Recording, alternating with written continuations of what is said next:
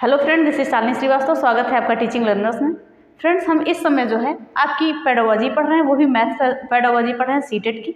तो आप देख रहे होंगे हमने पिछले भी क्लासेस में कुछ टॉपिक पढ़ लिए हैं, कुछ विधियां पढ़ ली हैं, कुछ जो ज़रूरी चीज़ें थे मेथड्स पढ़ लिए हैं। उनको आप ज़रूर देख लीजिएगा। इसकी प्लेलिस्ट में जाकर, प्लेलिस्ट हमने सीटेट स्पेशल के नाम से बना दी है, तो उसको ज़रूर देख लीजिएगा। आज हम ले रहे हैं शिक्षण अधिगम सामग्री। तो शिक्षण अधिगम सामग्री है तो कोई ज़रूरी नहीं कि आपके कोई एक ही सब्जेक्ट के लिए है। आपको हिंदी में भी काम आती है, पर्यावरण में भी काम आएगी, मैथ्स में तो काम ही आएगी, और साथ ही साथ हिंदी में और बाल विकास में, सभी चीज़ों में जो है शिक्षण सहायक सामग्री आपकी काम आती है। तो कोई ज़रूरी नहीं कि आप एक ही सब्जेक्ट में काम आए। तो कुछ जो पेडागोजी के आपके कुछ टॉपिक हैं जो सारे सब्जेक्टों में कॉमन है, जिससे आपको बार बार पढ़ने की ज़रूरत नहीं है। ओके, तो हमने आज यहाँ पे शिक्षण अधिगम सामग्री लिया है, जिसको हम शिक्षण सहायक सामग्री भी कहते हैं, यानी कि अंग्रेजी में क्या कह सकते हैं, टीचिंग लर्निंग मटेरियल, यानी कि TLM ये कह सकते हैं, TLM कह सकते हैं। तो सीधे सीधे हम आज इसे शुरू करेंगे। तो इसके साथ ही अगर आप हमारे चैनल पर नए हैं तो क्लास शुरू करने से पहले प्लीज़ चैनल को सब्सक्राइब कर दीजिए, लाइक कीजिए और ज़्यादा से ज़्यादा शेयर करिए, जो आपके साथी सीटेट का एग्ज़ाम दे रहे हों या देने वाले हों, जो भी चीज़ें हैं तो देखिएगा, उनको शेयर कर दीजिएगा। चलिए आगे स्टार्ट करते हैं। तो हम ये देखते हैं कि शिक्षण अधिगम सामग्री ये क्या होती है। हमें जो हम पढ़ते हैं वो हमें पढ़ने के लिए जो चीज़ें हैं उसको रोचक बनाती है, उसको आसान बनाती है। तो सीधे हम बात करते हैं शिक्षण सहायक सामग्री का प्रयोगकर्ता कौन होता है, प्रयोग कौन करता है। तो हम सीधा सीधा कह सकते हैं इसका प्रयोग शिक्षक करता है। किसके लिए? छात्रों के लिए। तो अगर पूछा जाए शिक्षण सहायक सामग्री का प्रयोग कौन करता है, तो प्रयोग करता है शिक्षक। हम शिक्षक को क्या बोलते हैं? स्वतंत्र चर बोलते हैं। ये कई बार आपके एग्जामों में पूछा जा चुका है। शिक्षक को हम क्या बोलते हैं? स्वतंत्र चर बोलते हैं। और अगर यहीं पे छात्र की बात करें तो छात्र होता है आश्रित चर। अगर चर में बात करें तो कई बार पूछा जा चुका भी है आपका, तो ये याद रखिएगा। तो हमने क्या जाना, जो शिक्षण सहायक सामग्रियाँ होती हैं इनका उपयोग कौन करता है? शिक्षक करता है। किसके लिए? छात्रों के लिए करता है। और शिक्षक क्या है? एक स्वतंत्र चर होता है, ये चीज़ याद रखिएगा। और छात्र है आश्रित चर होता है। तो ये आपके दोनों पॉइंट बने हैं एग्जामों में, तो इनको देखिएगा। और बाकी हम बात करें तो लगभग हम क्या करते हैं कि जो शिक्षण उद्देश्यों को प्राप्त करने के लिए हम TLM का यूज करते हैं। किसके लिए यूज करते हैं? शिक्षण उद्देश्यों को प्राप्त करने के लिए, शिक्षण उद्देश्यों को प्राप्त करने के लिए। और बहुत सारे भी कारण हैं जो आप जानते होंगे, जो लिखने की आवश्यकता नहीं है।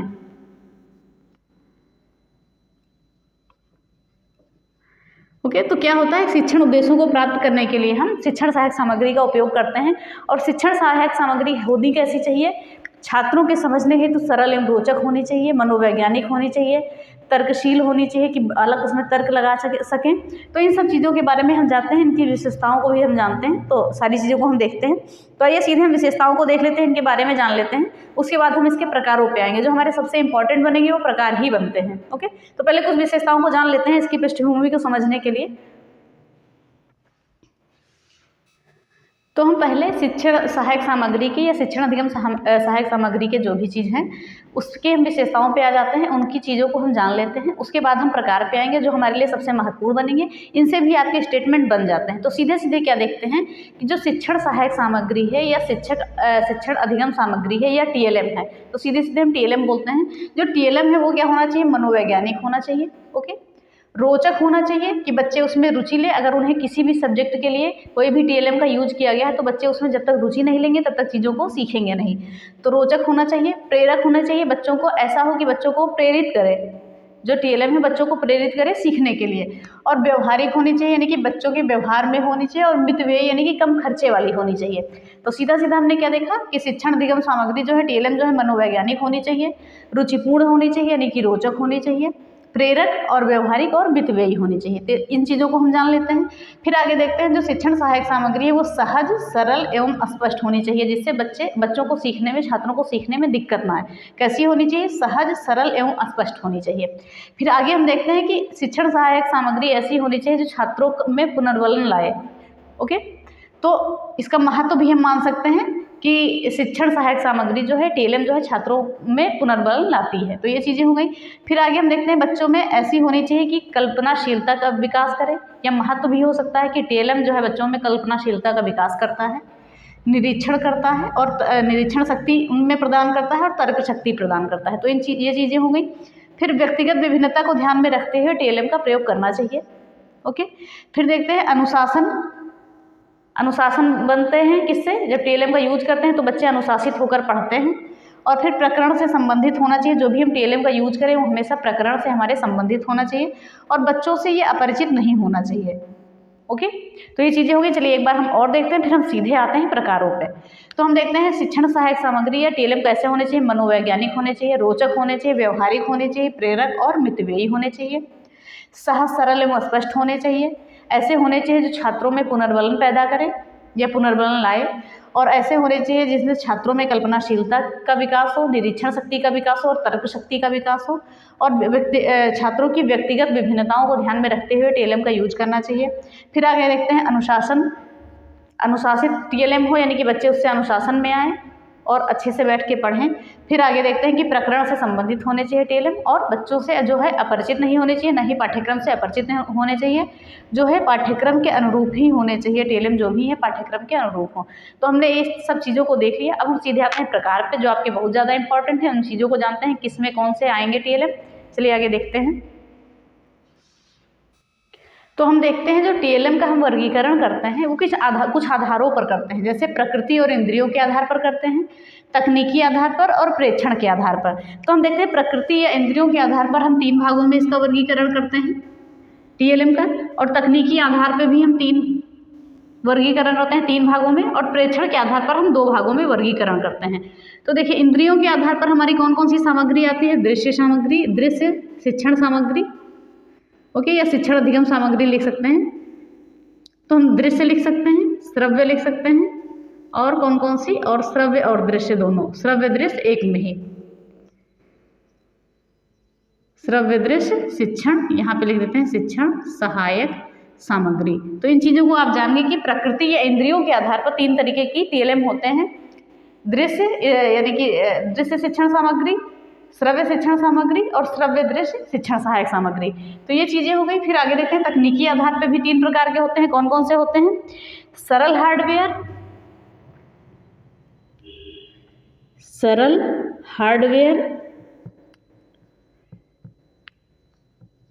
दूसरा है जटिल हार्डवेयर, और तीसरा हमारा क्या आ जाएगा, सॉफ्टवेयर आ जाएगा। पहला क्या है, सरल हार्डवेयर, जटिल हार्डवेयर, और तीसरा क्या आ जाएगा, सॉफ्टवेयर। तो ये 3 प्रकार हो गए तकनीकी आधार पे। अगर बात करें प्रेक्षण के आधार पर 2 प्रकार के कौन कौन से होते हैं, प्रक्षेपित और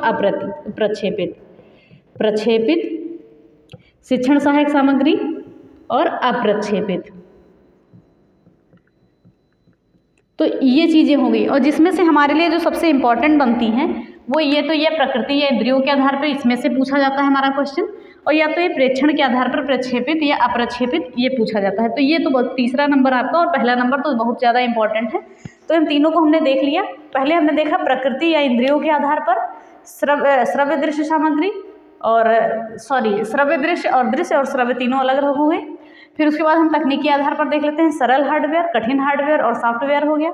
और प्रेक्षण के आधार पर देखते हैं 2 प्रकार की होती है, प्रेक्षित और अप्रक्षेपित। क्या होती है, शिक्षण अधिगम सामग्री या शिक्षण सहायक सामग्रियाँ। तो अब हम एक एक को देख लेते हैं कि कैसे हम इनको पढ़ते हैं। बस आपको नाम ही जानना है कि कौन सी शिक्षण सहायक सामग्री किस पार्ट में आती है। ओके, चलिए आगे देखते हैं। तो अब हम देखते हैं प्रकृति या इंद्रियों के आधार पर जो हमने टीएलएम का विभाजन किया है, शिक्षण अधिगम सामग्री का विभाजन किया है 3 भागों में, दृश्य सामग्री, श्रव्य सामग्री और दृश्य और श्रव्य सामग्री। तो हम क्या देखते हैं, दृश्य सामग्री जो होती है जिनको हम मूर्त रूप से देख सकते हैं, यानी कि आमने सामने उनको हम देखते हैं और उनका प्रयोग करते हैं, उनका हम आदान प्रदान भी करते हैं। ओके, और ये जो हमारी प्राथमिक और उच्च प्राथमिक दोनों के लिए उपयोगी है। किसके लिए, प्राथमिक शिक्षा के लिए, प्राथमिक के लिए प्लस उच्च प्राथमिक दोनों के लिए उपयोगी है। ये याद रखिएगा, अगर पूछा जाए दृश्य सामग्री किसके लिए उपयोगी है, तो प्राथमिक और उच्च प्राथमिक दोनों लोग के लिए उपयोगी है, दोनों क्लास के बच्चों के लिए ये उपयोगी है। और इसको हम क्या करते हैं कि मूर्त रूप से हम इसका अवलोकन कर लेते हैं और यहाँ पर प्रत्यक्ष ज्ञान का आदान प्रदान करते हैं। अब हम देखते हैं कि कौन कौन सी शिक्षण सहायक सामग्री आती है दृश्य साधन में। तो दृश्य साधन में पहली बात तो नमूना आ गया, ये लिखित टाइप में आता है आपका कि आप इसको सिर्फ देख सकते हैं।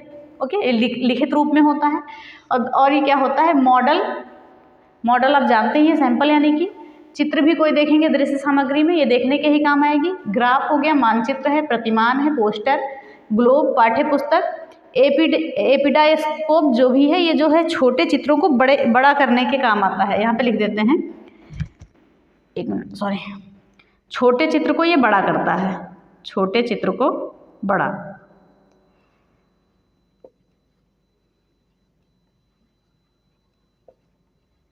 ओके, तो ये चीज़ें हो गई। फिर देखते हैं एपिस्कोप और chalk board, flannel board, bulletin board, सिरोपरि प्रक्षेपी और OHP यानी कि ओवर हैंड प्रोजेक्टर।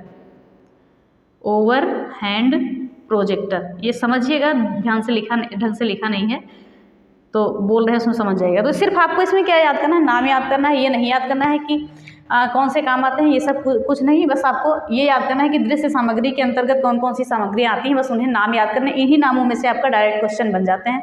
एक बार हम नामों को देख लेते हैं। नमूना, मॉडल, चित्र, ग्राफ, मानचित्र, प्रतिमान, पोस्टर, ग्लोब, पाठ्यपुस्तक, epidiascope, episcope, chalk board, flannel board, bulletin board, सिरोपरि प्रक्षेपी और OHP यानी कि ओवर हैंड प्रोजेक्टर। और ये किसके लिए उपयोगी है, प्राइमरी और उच्च प्राथमिक के लिए, दोनों के लिए उपयोगी है। तो ये हो गई हमारी दृश्य सामग्री जिनको हम मूर्त रूप से देख सकते हैं। उसके बाद आते हैं श्रव्य सामग्री, यानी कि श्रव्य सामग्री जिससे है तुलनात्मक दृष्टि से उच्च शिक्षा के लिए उपयोगी है। अगर कहा जाए तो तुलनात्मक दृष्टि से अगर देखते हैं तो तुलनात्मक दृष्टि से तो ये किसके लिए उपयोगी है, केवल उच्च कक्षा के लिए उपयोगी है, क्योंकि जो छोटे बच्चे होते हैं उनको या तो देखना पसंद होता है या तो देखने के साथ साथ सुनना पसंद होता है, तो ये अधिकतर उच्च कक्षा के लिए उपयोगी है। तो हम देखते हैं ये दूसरी विधि है श्रव्य सहायक सामग्री। तो इसमें कौन कौन से आ जाता है, आपका टेप रिकॉर्डर आ जाता है जिसे हम केवल सुन सकते हैं, रेडियो हम सुन सकते हैं, देख नहीं सकते हैं, ग्रामोफोन, लिंगुआफोन, लाउड स्पीकर और फोनोग्राफ, ये इसी को कहते हैं। लिंगुआफोन और फोनोग्राफ लगभग एक ही होता है। तो ये हो गई हमारी श्रव्य सामग्री। इसमें सिर्फ आपको नाम ही याद करना है, नाम से ही क्वेश्चन पुट अप होते हैं आपके। तो श्रव्य सामग्री में क्या है, tape recorder, radio, gramophone, linguaphone, loud speaker और फोनोग्राफ, और ये उच्च शिक्षा के लिए अधिकतर उपयोगी होती है श्रव्य सामग्री। फिर लास्ट में आती है दृश्य श्रव्य सामग्री जो सबसे ज़्यादा उपयोगी है सभी कक्षा के लिए, सबसे उपयोगी, ये है सबसे उपयोगी कह सकते हैं इसको। तो इसमें हम क्या क्या लेते हैं, इसमें आ जाता है हमारा टेलीविज़न जिसे हम देखने के साथ साथ सुन भी सकते हैं, कठपुतली, चलचित्र जो बोलते हुए चलचित्र हैं, ओके, बोलते हुए चलचित्र, तो इनको हम क्या करते हैं, देखने के साथ साथ सुनते भी हैं, और कंप्यूटर हो गया। ये चीज़ें हो गई हमारी दृश्य श्रव्य सामग्री। तो आप ये चीज़ें जानेंगे। अगर एक चीज़ कोई पूछ लिया जाए कि किस में आता है, श्रव्य है, दृश्य है या दृश्य श्रव्य है, तो आप बता सकते हैं। तो हमारा दृश्य श्रव्य सामग्री में क्या, टेलीविज़न है, कठपुतली है, चलचित्र है और कंप्यूटर, और ये सबसे उपयोगी है। तो हमने इंद्रियों या प्रकृति के आधार पर तीनों प्रकार देख लिए, दृश्य सामग्री, श्रव्य सामग्री, दृश्य और श्रव्य सामग्री, दृश्य श्रव्य सामग्री एक ही में। तो इन चीज़ों को हमने देख लिया। आप चाहें तो इसका स्क्रीनशॉट ले सकते हैं, और ये सारे नामों को ध्यान में रखिएगा, क्योंकि आपसे कहीं भी पूछ सकते हैं। कुछ चीज़ों को आप जानते हैं इसमें, कुछ चीज़ों के नामों को नहीं जानते हैं, तो उसमें कन्फ्यूज हो जाएंगे। ओके, तो इसलिए इन चीज़ों को आप अच्छे से स्क्रीनशॉट ले लीजिए या लिख लीजिए कहीं भी, और यहाँ से आपके क्वेश्चन 100% बनते हैं, ये तो श्योर है। किसी भी सब्जेक्ट में आपके बन जाएंगे, और ये हर सब्जेक्ट का शिक्षण सहायक सामग्री अलग अलग पढ़ने की ज़रूरत नहीं है, सारे सब्जेक्ट की एक ही चीज़ें हैं। चलिए अब हम आगे देखते हैं। चलिए देखते हैं आगे हमने देखा है तकनीकी आधार पर। जो तकनीकी आधार पर TLM है या शिक्षण सहायक सामग्री है, ये 3 प्रकार की होती हैं। ओके, तकनीकी आधार पर शिक्षण सहायक सामग्रियाँ जो है 3 प्रकार की होती है। कौन कौन सी, सरल हार्डवेयर, कठिन हार्डवेयर और सॉफ्टवेयर। कौन कौन से, सरल हार्डवेयर, कठिन हार्डवेयर और सॉफ्टवेयर। इनके भी नामों को आप जान लीजिए। सरल हार्डवेयर में आता है एपिस्कोप, स्लाइड प्रक्षेपी, सिरोपरि प्रक्षेपी, मायादीप और फिल्म पट्टी प्रोजेक्टर। चलिए एक बार और देखते हैं। एपिस्कोप, स्लाइड प्रक्षेपी, सिरोपरि प्रक्षेपी, मायादीप और फिल्म पट्टी प्रोजेक्टर, तो ये आपके आते हैं सरल हार्डवेयर में। उसके बाद हम देखते हैं कठिन हार्डवेयर में क्या क्या आता है, रेडियो आ जाएगा, television, tape recorder, computer. Okay, तो इसमें आप अगर इसको निकाल दीजिए, दो श्रव्य सामग्री है और 2 दृश्य श्रव्य सामग्री है इसमें। तो पहला क्या हो गया, रेडियो हो गया, टेलीविज़न है, टेप रिकॉर्डर है, कंप्यूटर। ये कौन से है, कठिन हार्डवेयर है। Radio, tape recorder, television, computer, इनका भी नाम याद रखिएगा, क्योंकि यहाँ से क्वेश्चन बनने के कम चांसेस हैं। आपके क्वेश्चन बनेंगे यहाँ से प्रक्षेपण के आधार पर, ये ज़्यादा बनते हैं, और आपके जो हमने पहला बताया प्रकृति के आधार पर या इंद्रियों के आधार पर, वहाँ से क्वेश्चन बनते हैं। फिर आगे क्या है, सॉफ्टवेयर। सॉफ्टवेयर में क्या आता है, स्लाइड आ जाता है, फिल्म पट्टियाँ आ जाती हैं, चित्र और चार्ट आते हैं, ग्राफ, फोटोग्राफ और मानचित्र। क्या क्या, स्लाइड, फिल्म पट्टियाँ, चित्र या चार्ट, मानचित्र, फोटोग्राफ या ग्राफ। तो ये चीज़ें आ जाती है हमारी सॉफ्टवेयर के अंतर्गत। तो तकनीकी आधार पर हमने देखा सरल हार्डवेयर, कठिन हार्डवेयर और सॉफ्टवेयर की जो है शिक्षण सहायक सामग्रियों को हमने देख लिया। तो ये चीज़ें हमने देख ली, क्योंकि देखनी हमें सारी चीज़ें थी, तो ये इतनी ज़्यादा इंपॉर्टेंट नहीं बनती है। अगर हो सकता है बाई चांस क्वेश्चन आ सकते हैं यहाँ से, नहीं तो यहाँ से तो आपका 100% कन्फर्म रहता है। जहाँ तक यहाँ से बहुत ज़्यादा आपके क्वेश्चन पूछे जाते हैं प्रेक्षण के आधार पर, और जो हमने पहले बताया इंद्रियों के आधार पर, दृश्य, श्रव्य और दृश्य श्रव्य सामग्री से पूछे जाते हैं। तो हम इनको भी जान लेते हैं कि प्रेक्षण के आधार पर कितने प्रकार के होते हैं, 2 प्रकार के होते हैं, और ये आपका इम्पॉर्टेंट बनता है, ज़्यादा इम्पॉर्टेंट बनता है। तो इसमें पहला क्या हो जाता है, प्रक्षेपित शिक्षण सहायक सामग्री। पहली सामग्री कौन सी है, प्रक्षेपित शिक्षण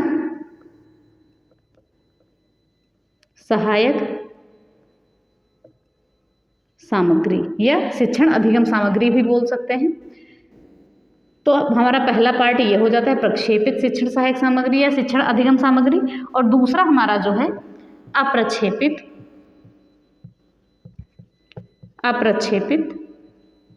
शिक्षण अधिगम सामग्री या सहायक सामग्री। तो हम यहाँ सहायक सामग्री भी लिख सकते हैं। तो ये हो गए, इसमें 2 प्रकार हो गए। अब हम देखते हैं इसमें आते कौन कौन से प्रकार हैं, क्योंकि यहाँ से आपके क्वेश्चन पिछले सालों में बने हैं और आप देख भी सकते हैं कि कौन कौन से क्वेश्चन कहाँ कहाँ से बने हैं। तो इसमें हम देखते हैं कि जो प्रक्षेपित शिक्षण सहायक सामग्री या शिक्षण अधिगम सामग्री, इसमें जो है प्रतिबिंब जो बनता है, जो सामग्री होती है उनका प्रतिबिंब क्या बनता है, विपरीत दिशा में बनता है। ओके, तो इन सामग्रियों का जो प्रतिबिंब है, ये ध्यान रखिएगा, प्रतिबिंब है ये कहाँ पर बनता है, विपरीत दिशा में बनता है, विपरीत दिशा में। और इसके अंतर्गत अधिकतर दृश्य श्रव्य सामग्रियाँ आती हैं। कौन कौन सी सामग्री आती हैं, दृश्य श्रव्य सामग्रियाँ आती हैं इसके अंतर्गत अधिकतर। तो हम देख लेते हैं कौन कौन सी हैं। तो चलिए आगे देखते हैं। OHP हो गया, OHP फिल्म पट्टी,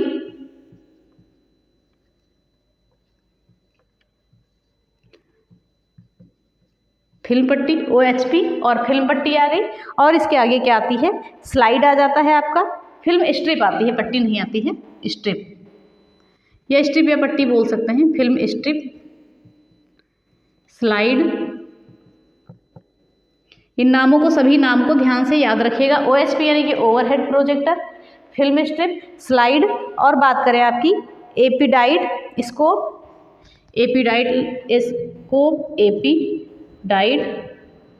स्कोप, इसको हम जादुई लालटेन भी बोलते हैं। ओके, एपीडाइट स्कोप होता है, और आगे हमारा क्या आता है, एक चीज़ और आ जाती है, प्रोजेक्टर आ जाता है। तो लगभग ये सारी चीज़ें हैं आपकी जो इसमें आ गई, और बाकी जितनी भी सारी आएंगी आपकी अप्रक्षेपित में आएंगी।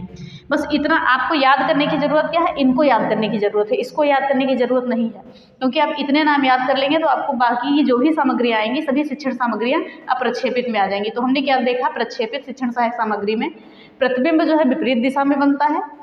ओके, और इसमें शिक्षण सहायक सामग्री कौन कौन सी आती है, OHP, film strip, slide, epidiascope और प्रोजेक्टर। जो एपीडाइट स्कोप है इसको क्या कहते हैं, जादुई लालटेन कहते हैं। क्या कहते हैं, जादुई लालटेन। ओके, तो इन नामों को आपको बहुत ज़्यादा इंपॉर्टेंट है, इन नामों को याद रखना। OHP, film strip, slide, epidiascope और प्रोजेक्टर, इन नामों को बहुत ज़्यादा इंपॉर्टेंट बनेंगे आपके, ये याद रखिएगा। और बाकी जो सभी बनेंगे, सभी बचने वाले जो भी हैं वो अप्रक्षेपित में आ जाएंगे, जैसे कि जो प्रतिबिंब के विपरीत दिशा में ना बने। ये हमने कहा था जो प्रतिबिंब के विपरीत दिशा में बने, और ये क्या है, जो प्रतिबिंब जिसका विपरीत दिशा में ना बने, प्रतिबिंब जिसका विपरीत दिशा में ना बने, विपरीत दिशा में ना बने।